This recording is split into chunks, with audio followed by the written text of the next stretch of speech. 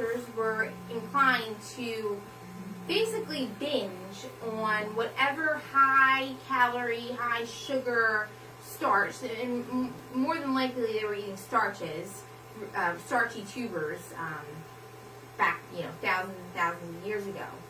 But what that elicited was a whole cascade of events in the brain that has never left us.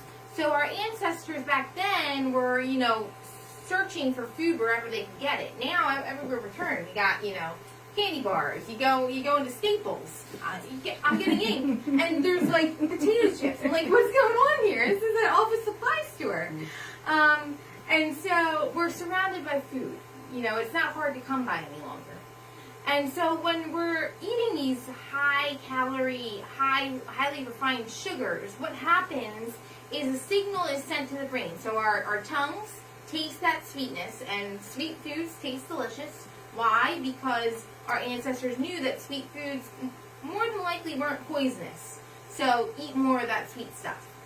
So what happens is a signal gets sent to our brain, and our brain it's the prefrontal cortex, the frontal region of your brain, basically releases a ton of dopamine. And dopamine is a hormone, a neurotransmitter, a brain chemical, that is also called the pleasure hormone. And why is that? Because it elicits feeling of pleasure. It gives us drive.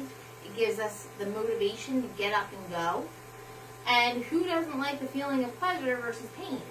And so when we get that initial hit of dopamine, we're like, oh my gosh, this is amazing. I need to get more of this stuff. So you eat a chocolate chip cookie. Oh gosh, that's so good, right? I want more. And you reach for another and another, and then soon you've eaten a whole sleeve of Chips Ahoy cookies, and you're like, what the heck just happened? Right? We've all done it. Gotta love this single serving sleeve. Yeah, right? Yeah, it's a single serving sleeve, right? And so the same exact thing, same mechanism of action happens in drug addicts, in people that are addicted to gambling. Any compulsive behavior is linked to that dopamine surge. If you actually look at, they've done lab studies on mice, and they've given them the two options, cocaine or sugar.